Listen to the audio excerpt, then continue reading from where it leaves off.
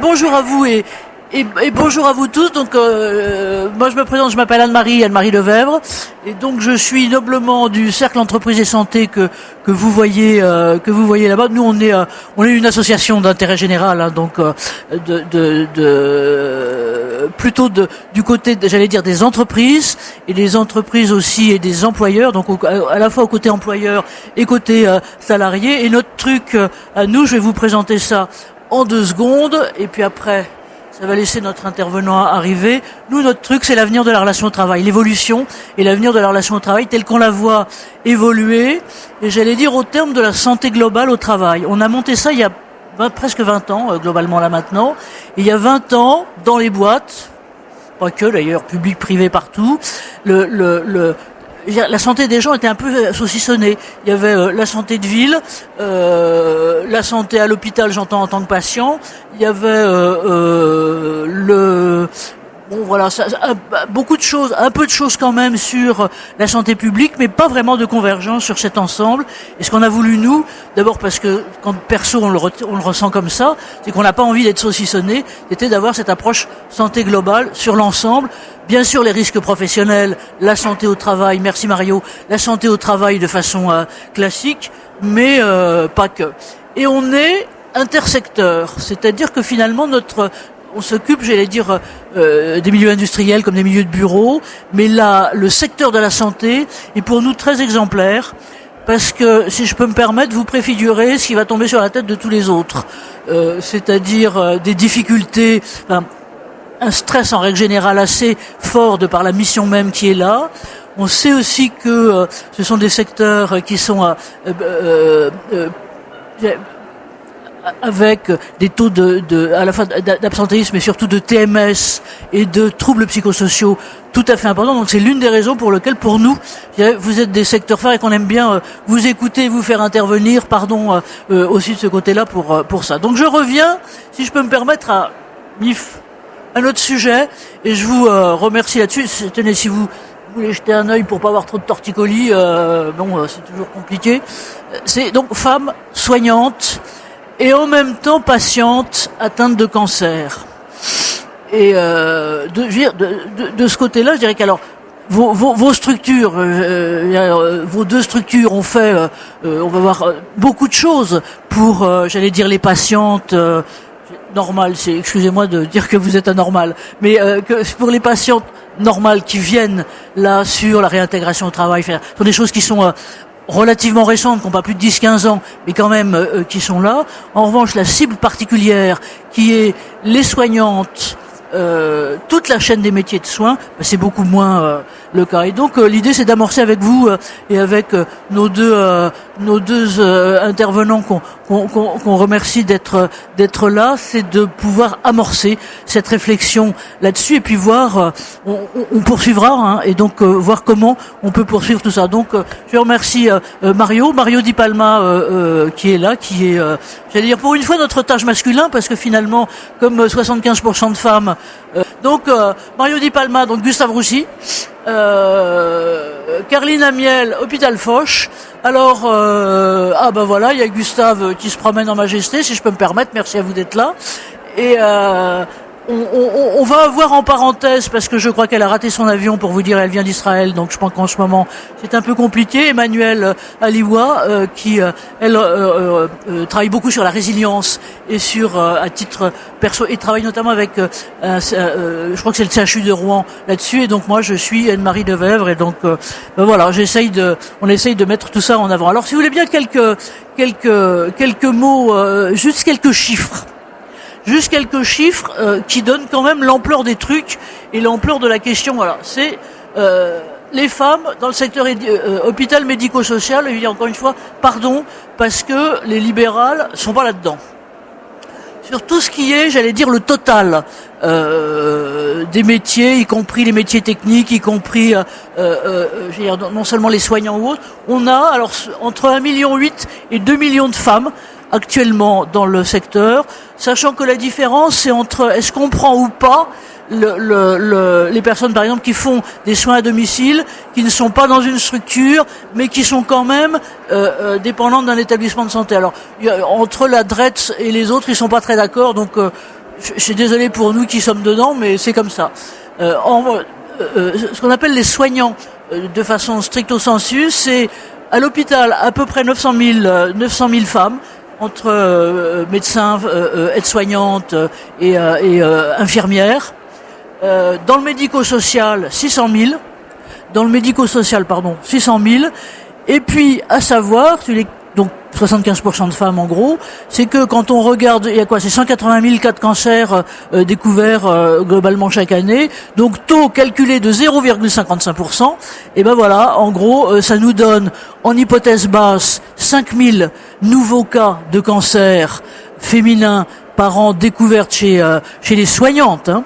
Et si on prend plus largement, on sait, et encore une fois, hors secteur libéral, on sait que c'est 10 000. Donc c'est vraiment quelque chose qui est tout à fait important, et c'est pour ça que on regarde. Alors, juste pour la petite histoire aussi, et c'est aussi pour ça que vous êtes là, c'est que moi j'ai essayé de screener un peu partout ce qu'il pouvait y avoir comme étude là-dessus. Ce que je vous disais tout à l'heure, très bizarrement, l'étude la plus récente et la plus intéressante que j'ai trouvée, encore une fois, sur soignantes, patientes retournant à l'hôpital, c'est une étude chinoise de 2025, alors qui est quali, hein, c'est-à-dire que c'est en gros sur 25 personnes, c'est très bien fait. Donc on fera peut-être une pige qu'on vous enverra là. Il y a peu de choses, il y a un peu au Canada.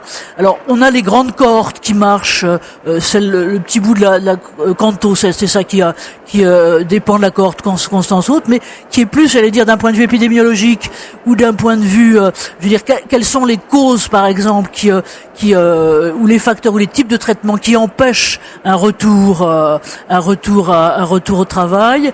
Voilà, donc on a pas mal de choses là-dessus, mais en tant que tel, j'allais dire, et ce qui nous intéresse, c'est-à-dire ce que on appelle finalement d'un certain côté aussi, ce qui peut être aussi la responsabilité de l'employeur sur en symétrie des attentions, parce qu'on sait qu'on a finalement tout intérêt à avoir en dehors du reste des soignants en bonne santé plutôt que pour les soins des malades. Voilà. Donc voilà ces questions, et on remercie encore une fois, je remercie vraiment beaucoup nos deux intervenants, parce qu'il faut du courage, je dirais, pour aborder ces questions, et on aimerait les aborder et pouvoir les travailler un petit peu plus systématiquement. Ce que je vous disais, il y a quelques grandes études épidémiologiques, mais sur lesquelles on isole les soignants parmi l'accord de toutes les gens qui sont au travail, mais globalement pas beaucoup de plus.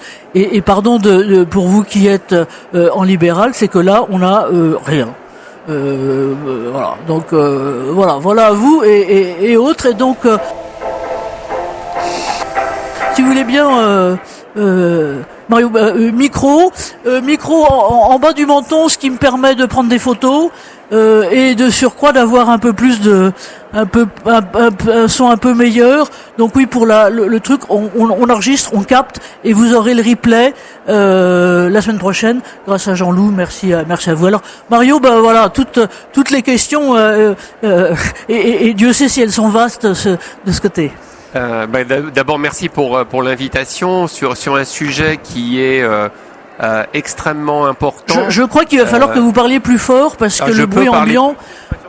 Alors. Non, mais est-ce que vous m'entendez là comme ça? Oui. Ça va? Bon, d'accord. Je disais donc. Non, parce que moi je suis un peu sourdingue en plus. Que c'est un sujet important, et pour les raisons que vous avez données, Anne-Marie. D'abord, c'est que on a une féminisation dans les soins au sens large du terme, qui est pas récente, hein, mais qui est aujourd'hui extrêmement importante.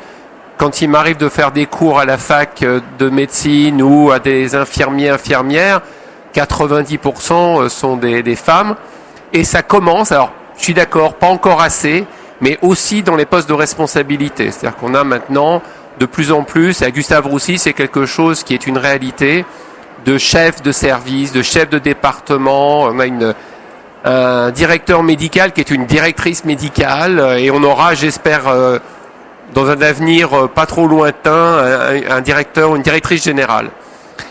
Ceci étant dit, donc, statistiquement, comme vous l'avez dit, c'est un problème évidemment qui est du quotidien. En quoi est-ce que ça pose des problématiques particulières? C'est assez évident. On se retrouve finalement quand on a un cancer et qu'on travaille dans un service de cancérologie ou dans un établissement où on traite des cancers, on se retrouve finalement avec plusieurs problématiques. La première, c'est moi ce que j'appelle le syndrome du VIP. C'est quoi le syndrome du VIP? C'est lorsque on prend en charge quelqu'un différemment de ce qu'on fait d'habitude parce qu'on veut bien faire. Ça peut être quelqu'un qui est recommandé, ça peut être quelqu'un qui est entre guillemets connu, et puis c'est quelqu'un qu'on aime bien, avec qui on travaille. Et la première question, c'est ça vraiment, c'est de faire attention, parce que quand on essaye de faire différemment de ce qu'on fait d'habitude, souvent on fait moins bien en fait. Et des exemples, j'en ai vraiment énormément.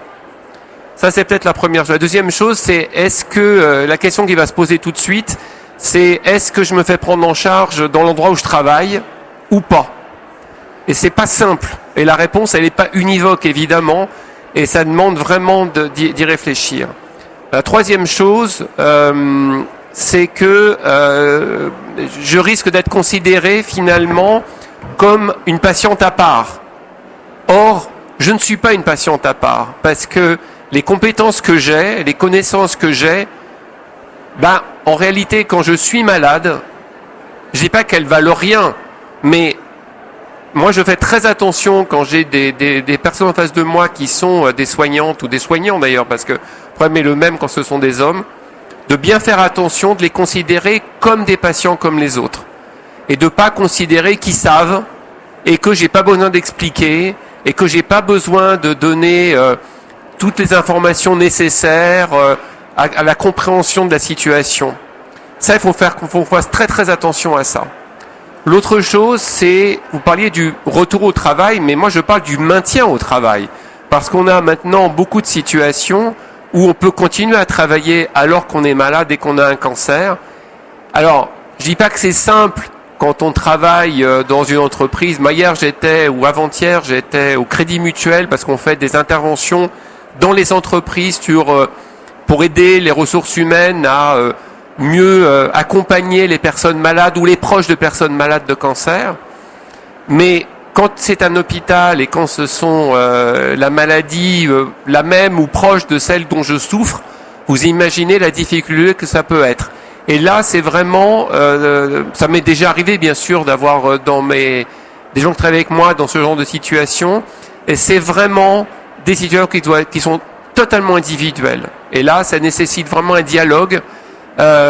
Certaines vont vouloir le faire, d'autres pas du tout. Et est-ce que c'est revenir au contact des malades? Est-ce que c'est revenir sur des postes qui sont peut-être un peu à l'écart vis-à-vis du contact direct des patients? C'est vraiment des discussions qu'il faut avoir. Et puis c'est aussi après, lorsque on a passé la phase aiguë des traitements, c'est-à-dire qu'on a eu je prends l'exemple du cancer du sein parce que c'est le plus fréquent. On a eu la chirurgie, la radiothérapie, la chimiothérapie. On s'est arrêté pendant un certain temps. On a peut-être l'hormonothérapie qui est en cours. Physiquement, on a l'air pas mal. Ça se passe plutôt pas mal. Mais on est fatigué. On a du mal à se concentrer. Comme tout le monde, hein. On n'est pas différent. C'est ça aussi. C'est que nous, il faut qu'on fasse attention. Quand c'est un soignant ou une soignante qui est malade, on n'est pas mieux que les autres. On n'est pas plus malin que les autres. On n'est pas plus fort que les autres. C'est pas vrai. On est pareil que les autres. Et donc on est confronté au problème des douleurs qu'on ne voit pas, à la fatigue qui est physique et mentale. On a du mal à se concentrer. C'est compliqué. Et c'est là où il y a un vrai dialogue qui doit pouvoir se faire avec le médecin du travail. Alors, un dialogue ou un trilogue peut-être, même si, bien sûr, nous, on n'est pas partie prenante directe, bien sûr, et qu'il y a cette confidentialité qui est évidemment très importante et qui existe aussi dans les hôpitaux. Faut pas croire que parce qu'on est à l'hôpital et qu'on tutoie le médecin du travail, on a des informations qu'on ne devrait pas avoir. La confidentialité, elle existe tout le temps.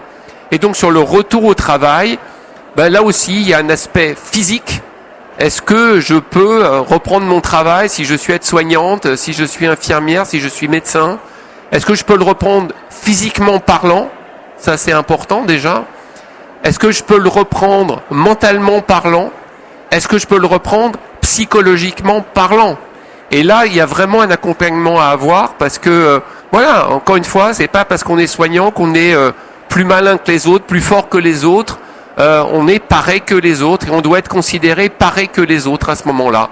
La seule différence peut-être, c'est d'avoir peut-être un dialogue qui doit être adapté, bien sûr, mais comme il doit être adapté, encore une fois, moi j'interviens parfois en entreprise, ce dialogue, il doit être adapté aussi dans l'entreprise en fonction de la position des personnes et de l'intérêt aussi pour leur travail. Alors, je ne veux pas rentrer dans des clichés, mais être soignant, quel que soit le poste qu'on a d'ailleurs, hein, que ce soit un poste administratif ou un poste de soins directs, c'est pas des métiers qu'on fait ou sur lesquels on se maintient par hasard. Il y a quelque chose de particulier, mais qui existe aussi ailleurs, encore une fois. Hein. C'est pas que chez nous que ça existe. Et donc cet engagement-là, il a de la valeur. Et donc notre rôle aussi, moi bien sûr, j'ai eu à plusieurs reprises, et j'ai encore dans mon équipe proche des femmes qui ont eu des cancers qui sont en surveillance. Ben voilà, c'est comment on fait pour les accompagner sans être intrusif. Encore une fois, c'est pas le but, hein.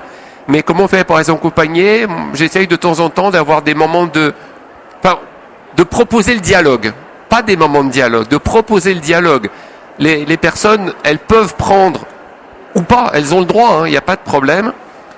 Ce qui est difficile aussi, évidemment, et on peut l'imaginer, c'est de se retrouver avec des personnes qui ont des maladies la même qu'on a eues ou proches, qui vont être en rechute de leur maladie. Donc, moi, souvent les patients le disent, hein, une fois que la phase aiguë des traitements est passée, on n'oublie pas, ça c'est pas vrai, mais on aimerait bien pouvoir passer à autre chose. Là, c'est sûr que quand vous êtes travaillé dans un hôpital, vous êtes finalement sans cesse renvoyé à la situation. Et pour certaines personnes, c'est possible, pour d'autres personnes, ça ne l'est pas. Et là encore, c'est du dialogue, c'est de l'accompagnement, et c'est aussi un travail à faire au sein de l'équipe aussi, parce que il y a la personne qui est malade, mais il y a aussi l'équipe autour.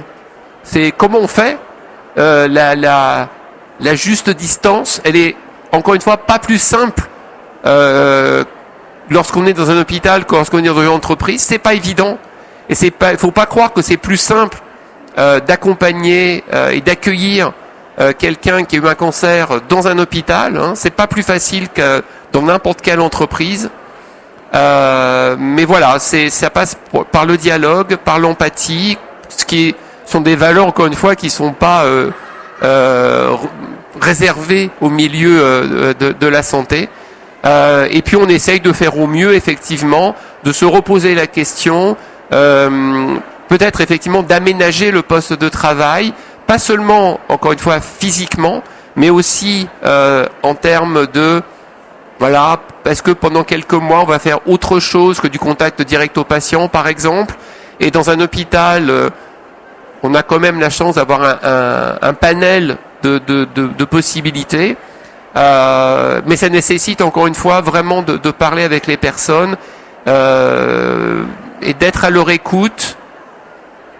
Et encore une fois, c'est pas plus simple, pas forcément plus compliqué, mais c'est pas plus simple que dans n'importe quelle entreprise, vraiment. Merci Mario de tout ça. Et moi, je voulais juste, pardon à vous de vous passer la parole, Caroline, vous donner juste un chiffre, une statistique, c'est que, alors, je sais pas exactement globalement dans le milieu des soignants, mais dans tout milieu, toutes activités professionnelles, et pour, j'allais dire, les tranches d'âge, donc on prend toujours les moins de 57 ans pour que ce ne soit pas, qu'on ne rentre pas dans les possibilités de retraite ou autre. C'est 21%, pas plus, de retour à l'emploi effectif à l'heure actuelle. Et c'est des deux côtés à la fois vu par les personnes. C'est pour ça qu'on aura bien besoin de vous entendre aussi, parce qu'il y a des choses qui me frappent de votre côté, si je peux me permettre, c'est que vous avez pas, vous, été patient. Pardon, parce que j'ai l'avantage d'avoir d'avoir été, pardon. Pas pour cette maladie. Pas pour cette maladie-là. Mais je me suis trouvé, je vais pas vous raconter ma vie, ça n'a pas beaucoup d'intérêt, mais je me suis trouvé dans des situations effectivement d'être hospitalisé. J'ai eu le Covid au moment où, au tout début, on pensait qu'on allait tous mourir, et certains malheureusement sont morts. Et je peux vous dire que franchement, on fait pas le malin, et qu'on est bien content d'avoir des gens qui vous expliquent, qui vous réconfortent, qui vous aident. qui vous accompagnent dans ce genre de situation, même quand c'est pas des choses aussi graves qu'un cancer peut l'être. Hein. Mais voilà, merci qu'on puisse entendre ça, parce que moi je crois que la situation, elle est sans doute pire, plus grave, parce que d'un certain côté, quand on a accompagné des gens dont on a vu quand même un certain nombre qui meurent, globalement dire les choses, quand on sait ce que peuvent être par exemple les contre-effets de chimio ou autres, et on le sait de façon proxime, eh ben c'est vachement plus dur. Mais oui, ce qui est très curieux, c'est qu'il y a eu très peu d'études là-dessus. On vous mettra, il y a eu une enquête qui a été faite, plutôt une enquête journalistique, il y a 5 ans par infirmier, d'ailleurs infirmier.com là, en interviewant un certain nombre de femmes et de soignantes qui avaient fait ça, et donc qui passaient, ce que vous disiez, par les mêmes phases que les autres, c'est-à-dire le déni, la peur, et puis aussi est-ce que j'en parle ou pas à mon bureau, parce qu'après ça on va me regarder avec des pincettes en me disant celle-là elle est en sucre, il faut pas faire quoi que ce soit. Donc c'est vrai que les questions sont là, et merci encore une fois d'être là, parce que moi ce qui m'étonne, pour vous le dire, alors pardon, je suis toujours chiante comme d'habitude, mais c'est que d'une façon générale, les directions de grosses structures ou les RH n'aient pas intégré ça systématiquement. Ouais, c'est pas français. C'est-à-dire qu'en gros, les 3 seuls trucs que j'ai trouvés, moi, c'est le Canada, il y a un peu Johns Hopkins et un peu Mayo Clinic, mais pas grand-chose. Alors, si je peux me permettre, sur les problématiques d'accompagnement des personnes, moi j'ai tout vu. C'est-à-dire, j'ai vu des grandes entreprises où ça se passait très bien, où il y avait une vraie valeur humaine présente. J'ai vu des petites entreprises où c'était absolument épouvantable, où les gens étaient lessivés. Je pense que les choses sont en train de changer et que effectivement, et vous êtes bien placé avec votre cercle pour le savoir. Je pense qu'il y a une prise de conscience aussi. D'abord parce que on parle maintenant du cancer beaucoup plus qu'avant. Quand vous avez le patron de Publicis qui annonce à la télé qu'il a un cancer, qu'il est pris en charge avec Gustave Roussy, mais ça peut être ailleurs, hein, qui finance des campagnes, vous savez, le Père Noël a un cancer. Bon, ce genre de choses, ça change la donne, effectivement. Ça, c'est le premier point. Le deuxième point, c'est que les gens, ils vivent longtemps avec leur cancer. Donc, on peut pas faire l'autruche, c'est plus possible. C'est plus possible. Les patients, les gens, ils sont là, quoi. Ils sont devant vous, ils vous disent, ils vont au médecin du travail, ils disent, moi je suis là, moi je veux revenir travailler, qu'est-ce que je peux faire? Aidez-moi. Donc on peut pas dire, oh là là, je sais pas ce que c'est, machin. Donc, les gens, ils sont là. Et puis, il y a toutes les personnes, effectivement, qui ont eu un cancer, qui reviennent travailler avec les problématiques qu'on a évoquées. Et puis, il y a toutes les problématiques aussi des proches et des aidants aussi. Évidemment. Parce que ça impacte aussi sur la vie des équipes et des entreprises. Moi, alors, ça vaut ce que ça vaut, évidemment, mais c'est vrai que nous, on est maintenant de plus en plus sollicités pour intervenir auprès des cadres dirigeants d'entreprises et des cadres DRH des entreprises, pour justement des gens qui viennent nous dire, en disant, voilà, nous, on a des directions du handicap, on a des choses comme ça, mais le cancer, on ne sait pas. On ne sait pas, on voudrait, mais on ne sait pas.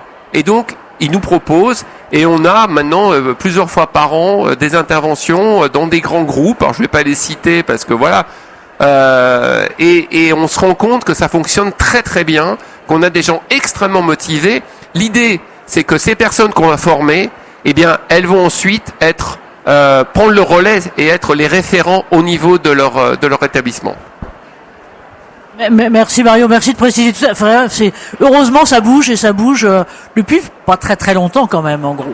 Alors,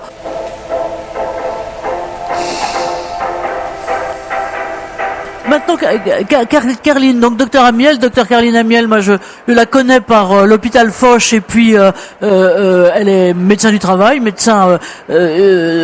du travail de l'hôpital, et donc co-créatrice avec Sabrine qui est là, d'un centre de prévention. Donc je dirais que un peu on vous livre toutes les questions, hein, et donc vous les prenez dans le sens que vous voulez, c'est-à-dire à la fois celle du retour ou du maintien, celle de la prévention. Comment vous voyez les choses, sachant que vous avez aussi le côté, même si vous en êtes dégagé par le centre de prévention, vous avez quand même le côté réglementaire, aptitude, inaptitude, et c'est vrai que moi je vois les études que j'ai vues de l'INSERM ou autres récentes là-dessus, leur mode de raisonnement est beaucoup aptitude, inaptitude et pas des masses autre chose. Et donc moi ce que j'aime bien chez vous, c'est que justement vous faites autre chose. Ah.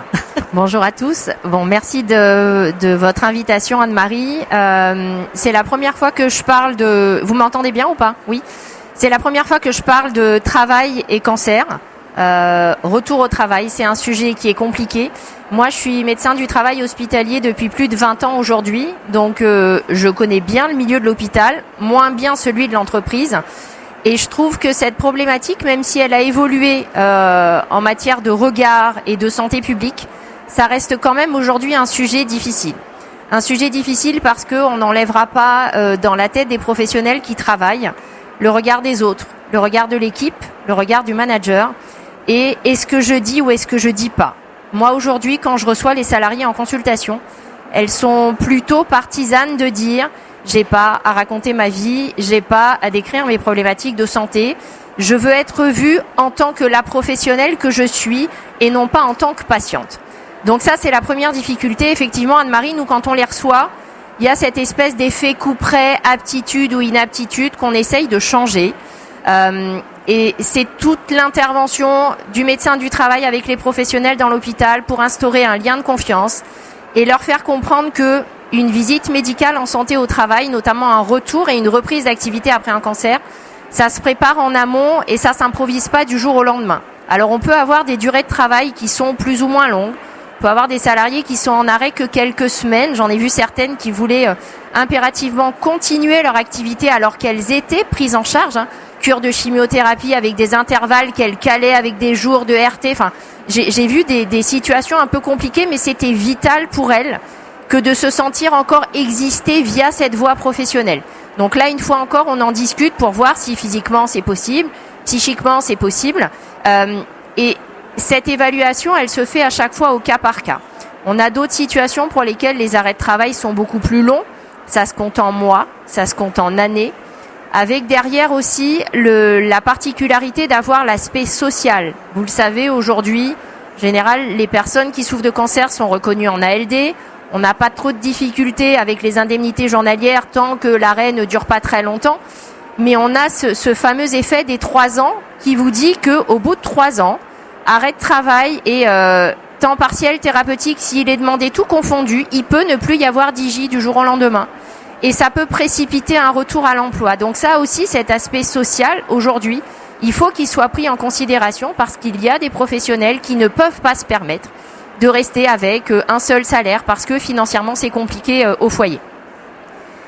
Il y a un aspect qui est aussi important en matière de communication et je trouve que c'est pas assez aujourd'hui visible en entreprise et dans le domaine de l'hôpital. C'est ce qu'on appelle la visite de pré-reprise. C'est cette fameuse visite qui peut être sollicitée par le salarié, par le médecin traitant et aujourd'hui par le médecin du travail quand on a des professionnels qui sont en arrêt depuis longtemps et pour lesquels on doit échanger de la problématique de santé, on doit discuter des traitements, on doit discuter de la fatigue physique, de la fatigue psychique et déterminer le bon timing. Et aujourd'hui, la grosse difficulté, c'est de déterminer en fonction des individus quel est le bon timing de retour à l'emploi parce qu'il ne faut pas se rater. C'est déjà assez compliqué d'avoir eu un cancer, d'avoir eu toutes les thérapeutiques qui peuvent être très éprouvantes. Rater son retour à l'emploi, même à temps partiel thérapeutique, c'est vécu comme un deuxième échec. Et l'objectif, c'est que ce soit un succès sur ce parcours un peu du combattant assez compliqué. Mais ce retour à l'emploi, il est aussi à différencier en fonction des professions qui sont occupées à l'hôpital. Alors je vais faire une dichotomie un peu simpliste, mais quand on est administratif, aujourd'hui on peut faire du télétravail. Et donc on peut rester à la maison, ne pas avoir la problématique du transport. Il y en a qui font 1 heure, 1 heure et demie, 2 heures de trajet pour aller travailler. Donc vous retirez ces 4 heures de pénibilité par jour, vous les laissez à la maison alors que vous êtes effectif dans votre télétravail, c'est possible. Donc ça c'est en application pour certains administratifs, mais pas tous. Il y en a d'autres qui ont besoin de revenir, de retrouver les collègues, de rediscuter parce que l'environnement et la sociabilisation est importante dans leur quotidien. Quand on parle des professionnels de santé, des aides-soignantes, des infirmières, aujourd'hui on ne fait pas de télétravail. Donc c'est une particularité qui est à prendre en considération parce que quand on revient et qu'on est un peu diminué physiquement ou psychiquement, il faut trouver la bonne mesure de ce fameux aménagement de poste de travail. Et là c'est pareil, ça se travaille en amont. Ça se travaille en amont déjà avec la professionnelle, parce qu'une infirmière de soins en onco, si je lui dis je vais vous mettre en consultation, il faut pas qu'elle le vive comme une punition. Enfin, elle n'a pas besoin de ça. Donc ça se travaille avec elle, mais ça se travaille aussi avec les ressources humaines, tout en gardant l'aspect de la confidentialité qui est essentiel. On a dans toutes les structures aujourd'hui ce qu'on appelle des commissions de maintien dans l'emploi, où on peut parler de problématiques de retour à l'emploi sans pour autant divulguer un diagnostic quel qu'il soit. Et souvent, enfin en tout cas moi je le vois dans ma discipline, on veut pas donner son diagnostic, on veut pas dire pourquoi on a été en arrêt de travail pendant 6-8 mois. On veut juste dire j'ai une problématique de santé, je peux pas porter de charge parce que j'ai été opéré d'un cancer du sein avec un curage axillaire et que du coup j'ai une restriction au port de charge. On n'a pas besoin de dire pourquoi on a cet aménagement de poste parce qu'on ne veut pas être traité de manière différente. Donc ça c'est aussi un enjeu, en tout cas à l'hôpital pour les soignantes, de pouvoir travailler suffisamment en amont avec les directions, avec les cadres de service, pour favoriser un retour à l'emploi sans stigmatisation, mais tout en maintenant le professionnel dans son cœur de métier. Et puis, il y a des situations qui peuvent être plus complexes, dans lesquelles on ne peut pas continuer d'exercer son métier, puisque l'altération est trop compliquée.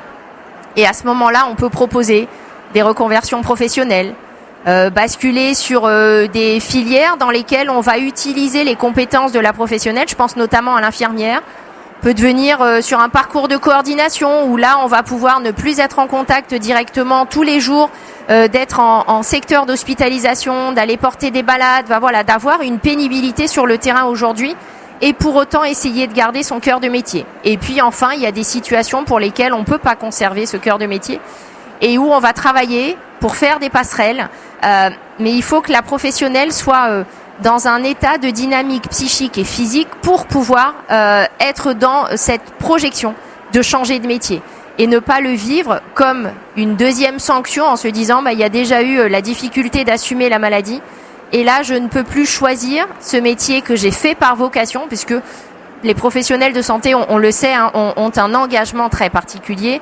Cette empathie est très présente, on l'a vu pendant le Covid, on était tous des super-héros. Puis après, il y a eu la chute. Après le Covid, on n'était plus du tout des super-héros. Il y a eu les difficultés d'organisation du travail aussi aujourd'hui. Il ne faut pas l'oublier qu'il y a des services pour lesquels on a des difficultés de recrutement ou des vacances de poste. Et où là, quand vous retournez dans ce service avec un poste aménagé, des fois, vous devez faire plus, malgré l'aménagement de poste, parce qu'il n'y a pas assez de collègues et que les patients qui sont là n'ont pas, eux, à pâtir, j'ai envie de vous dire, de l'organisation du travail. Et donc une dernière chose pour conclure, la symétrie des attentions, oui, elle est importante et aujourd'hui, les professionnels de santé, on s'est rendu compte, Sabrine Berada qui est ma collaboratrice sur l'hôpital Foch et qui est directrice du centre prévention et travail, on l'a vu pendant le Covid, les professionnels de santé ne prennent pas soin d'eux et on est obligé souvent de les prendre par la main en leur disant attention, mais il faut aussi vous occuper de vous. Alors bien sûr que ça intervient dans la qualité des soins, mais ne serait-ce qu'humainement, vous devez vous occuper de vous comme vous prenez soin des membres de votre famille. Et Sabrine a été à l'initiative de la création de ce centre qui est un centre exclusivement de dépistage et de prévention pour les professionnels et les étudiants de l'hôpital. Aujourd'hui, on a une dizaine de consultations qui sont proposées, dont des consultations de dépistage, facteurs de risque donc de cancer, santé de la femme en gynécologie, cancer du sein, cancer du col de l'utérus, cancer cutané. On a diagnostiqué, alors heureusement et malheureusement, un mélanome le premier jour de l'ouverture de ce centre en 2023. Et on a pu permettre à cette professionnelle d'être opérée, prise en charge rapidement et d'avoir cette survie peut-être qu'elle n'aurait pas eu si jamais le diagnostic avait été posé a posteriori. Donc ce centre aujourd'hui, on en est fiers parce que c'est un intermédiaire qui permet aux professionnels de santé de venir faire leur dépistage sur le temps de travail, avec la particularité d'avoir une confidentialité totale au niveau des données de santé. Donc ça, Mario le disait, ça peut être une grosse difficulté de choisir est-ce que je me fais diagnostiquer ou pas sur mon lieu de travail. Et on sait que les collègues vont aller regarder, enfin on n'est pas dupe, ça a toujours existé. Il y en a qui ne veulent pas, donc qui changent de structure pour être pris en charge ailleurs. Et sur le centre avec Sabrine, on s'est attardé justement à ce que cette confidentialité soit conservée et qu'on ait les données de santé qui ne soient pas partagées avec le logiciel de santé de l'hôpital, de manière à ce qu'elles puissent venir consulter en toute sérénité. Merci Caroline et merci de bien faire le lien effectivement avec la question de la prévention, c'est-à-dire que de la prévention et de la garantie de confidentialité par les systèmes d'information. C'est vrai que même moi comme patiente, pardon de dire un mot, c'était à la PHP un jour, j'ai vu, on voyait effectivement des gens qui allaient traficoter dans le SI pour savoir ce qu'avait X ou Y. Et donc ce que vous disiez sur le choix d'aller de se faire diagnostiquer chez soi, si on peut dire, ou ailleurs, c'est vrai que c'est une question importante. Alors moi j'aimerais bien qu'on recreuse, je trouve que vos questions vous oubliez pas parce qu'on a encore 7 minutes, donc si quelqu'un a envie de sauter sur le micro vous me dites, sinon je le garde. Mario faisait une distinction qui était très importante tout à l'heure sur, je vais dire d'un certain côté, les 3 niveaux d'effets d'impact et qui étaient et de capacité finalement à retourner, à continuer ou à retourner, qui est le physique, la capacité physique. Et c'est vrai quand on est soignant, qu'on a à retourner des malades, qu'on a à faire un certain nombre de gestes, le cancer du sein étant majoritaire finalement dans ce type de truc, c'est à peu près pas possible. L'autre et vous différenciez bien le mental du psychologique. Et voilà, j'aimerais bien que vous reveniez peut-être là-dessus et sur les questions, parce qu'on sait bien que les dimensions invisibles, d'impact invisible, notamment en mental et en psychologique. Mais ça c'est une réalité générale, c'est-à-dire que on a fait d'énormes progrès en fait de désescalade finalement dans les traitements. On a des traitements qui sont moins agressifs. On retire une partie du sein et pas l'ensemble. On fait des exéreses de ganglions qui sont plus limités, etc. Donc les gens ont moins de séquelles visibles de leur traitement. Mais en même temps, quand on regarde, et là il y a des études pour le coup, il y a un impact physique, c'est-à-dire qu'il y a, comme tu l'as dit, il y a des gestes qu'on peut ne plus pouvoir faire, en fait, des gestes de la vie quotidienne, et ça peut être un énorme problème dans certaines situations. Ensuite, la fatigue en général, physique bien sûr. Et la fatigue, c'est pas que sur le lieu de travail, ça c'est aussi très important. Il y a aussi le fait de venir travailler. Ça a l'air idiot, mais quand vous êtes dans le domaine de la santé auprès des patients, le télétravail c'est compliqué. La deuxième chose, c'est la fatigue que j'appelle mentale, c'est-à-dire les difficultés de concentration en fait. Et ça c'est bien connu. Et il y a des choses à faire. Et oui, alors. Et la troisième, c'est psychologique, c'est-à-dire voilà, se reprendre finalement en permanence, se rappeler de la maladie. Or, pourquoi c'est important de reconnaître ça? C'est pas juste pour coller des étiquettes sur les gens, c'est que dans les 3 cas, il y a des choses à faire pour aider les gens. Fatigue physique, l'activité physique adaptée. Fatigue mentale, il y a des programmes de rééducation mentale, pour dire ça, qui aident vraiment, et puis psychologique, c'est le soutien psychologique qui commence déjà d'ailleurs par l'entourage professionnel d'ailleurs, évidemment. Merci Mario, et j'aime bien cette distinction que vous faites, qu'on ne fait pas assez en France, entre mental et psychologique. Et on barbote, j'allais dire, dans des enjeux de santé mentale qui les Canadiens font ça beaucoup plus clairement en distinguant les deux et en distinguant la santé psychologique. Alors madame, voilà. Madame aussi, merci. Merci monsieur. Alors bonjour, Stéphanie Lobo, infirmière libérale. Donc en fait, j'ai vu que vous n'aviez pas, j'ai bien compris qu'il n'y avait pas de chiffres sur nous, mais j'aimerais savoir justement dans le cadre d'une reprise de travail, vers qui nous on peut s'adresser. C'est une question piège pour moi. Alors, la particularité de vos professions, c'est que vous n'avez pas de suivi en santé au travail. Tu veux intervenir? Oui. Alors. Sabrine. Merci.